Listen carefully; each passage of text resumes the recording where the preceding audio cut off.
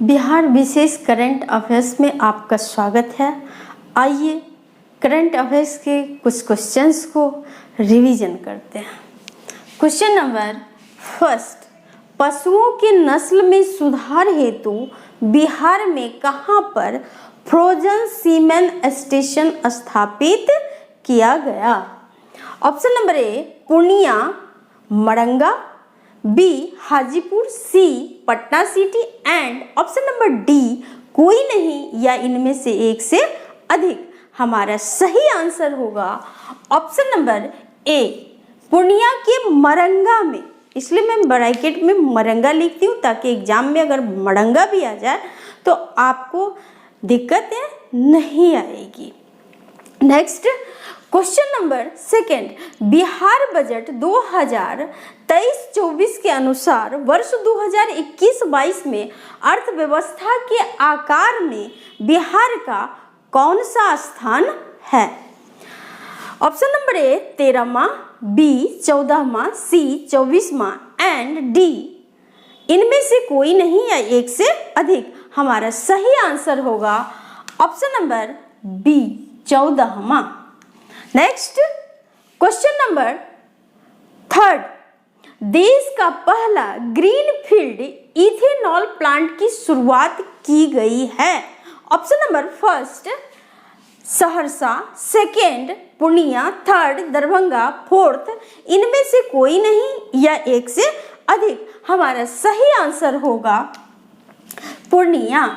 पूर्णिया में green field ethanol plant की स्थापना की गई। नेक्स्ट क्वेश्चन नंबर 4, मुख्यमंत्री डिजिटल स्वास्थ्य योजना की शुरुआत कहाँ की गई? Option number A Samastipur, B Muzaffarpur, C पश्चिमी चंपारण एंड डी कोई नहीं या एक से अधिक। हमारा सही आंसर होगा option number B Muzaffarpur. Question number 5, Bihar में शहरीकरण का दर है।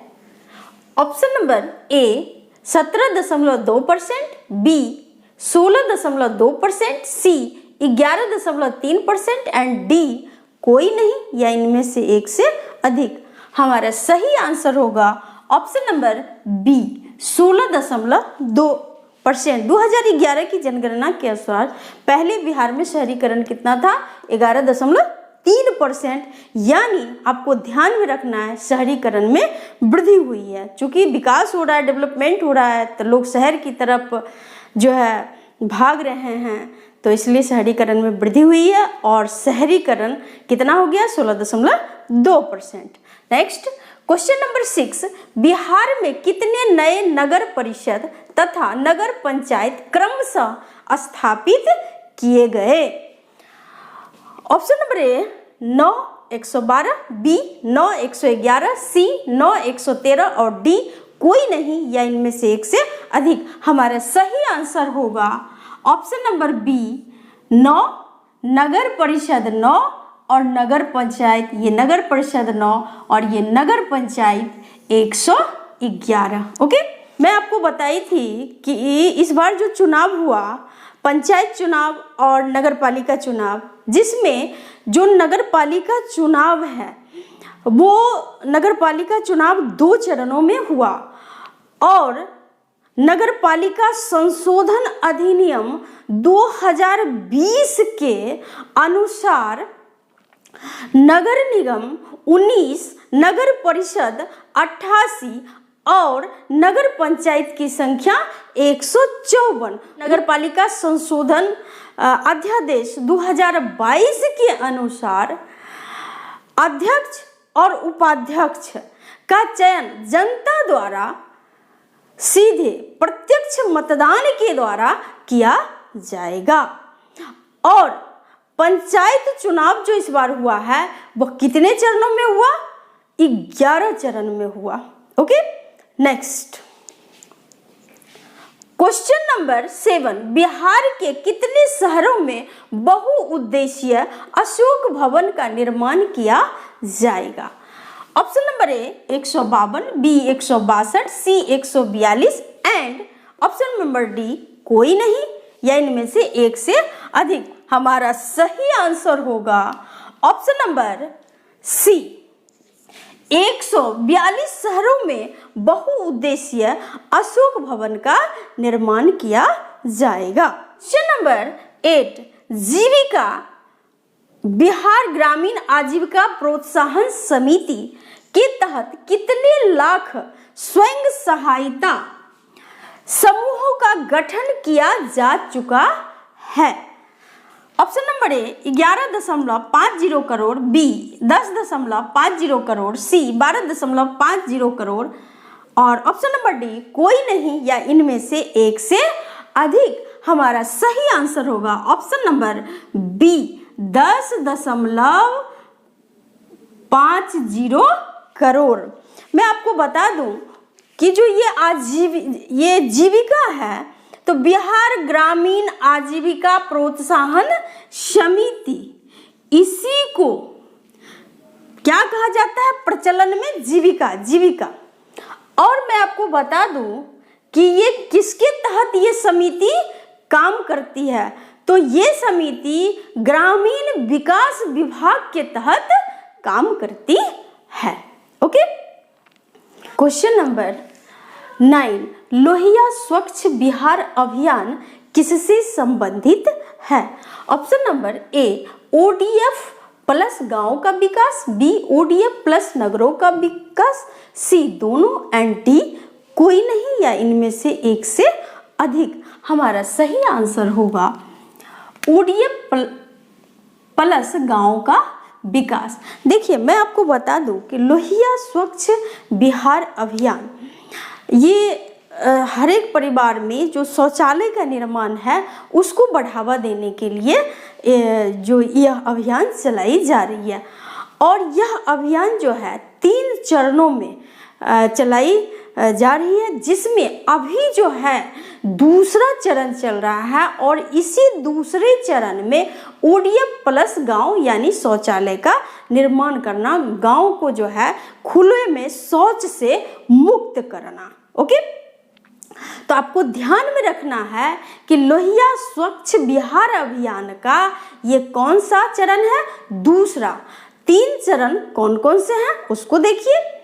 उदयमान, उज्ज्वल और उत्कृष्ट। तीनों उ से है। उदयमान, उज्ज्वल और उत्कृष्ट। अभी जो है ये दूसरा चरण चल रहा है जो शौचालय के निर्माण से है। गांव को खुले में शौच मुक्त करना, ODF प्लस गांव का निर्माण करना, प्रत्येक घर में शौचालय का निर्माण करना। ओके। नेक्स्ट क्वेश्चन नंबर 10, स्वास्थ्य सूचकांक रिपोर्ट 2023 के अनुसार बिहार का स्थान है। ऑप्शन नंबर ए 18वां, बी 19वां, सी 29वां एंड डी कोई नहीं। हमारा सही आंसर होगा 19वां। आइए अब समझते हैं स्वास्थ्य सूचकांक किसके द्वारा जारी किया जाता है।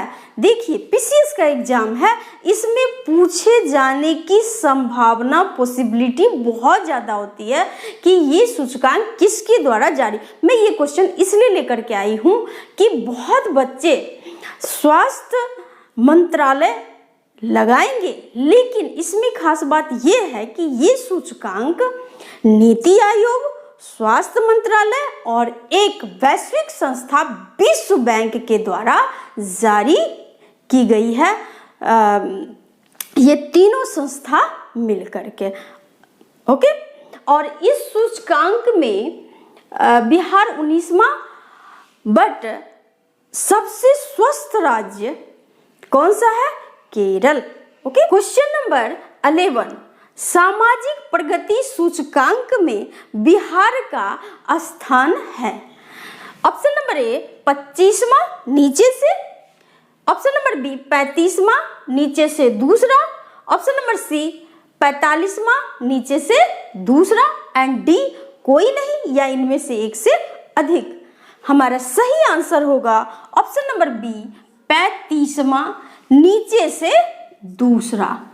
तो देखिए सामाजिक प्रगति में टॉप पर कौन है?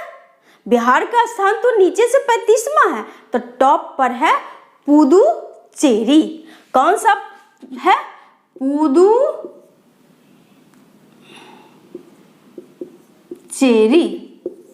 चलिए अब बात करते हैं कि ये सामाजिक प्रगति सूचकांक किसके द्वारा जारी किया जाता है।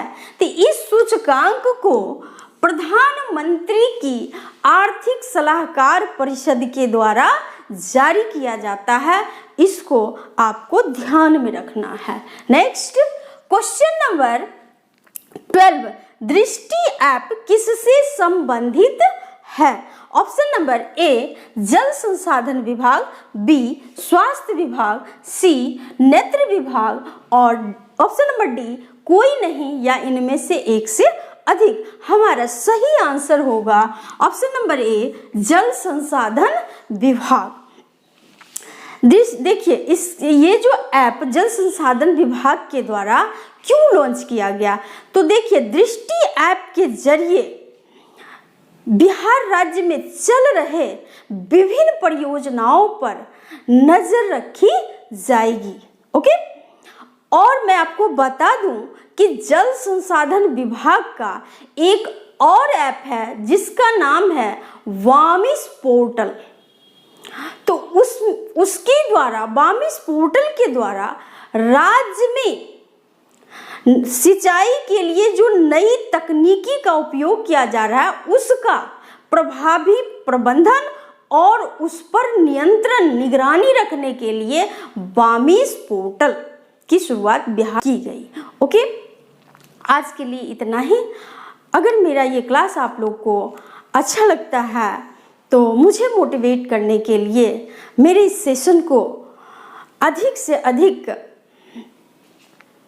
लाइक शेयर एंड सब्सक्राइब करिए ताकि आप जैसे कई मेधावी बच्चों को मेरे इस क्लास का फ़ायदा मिल सके।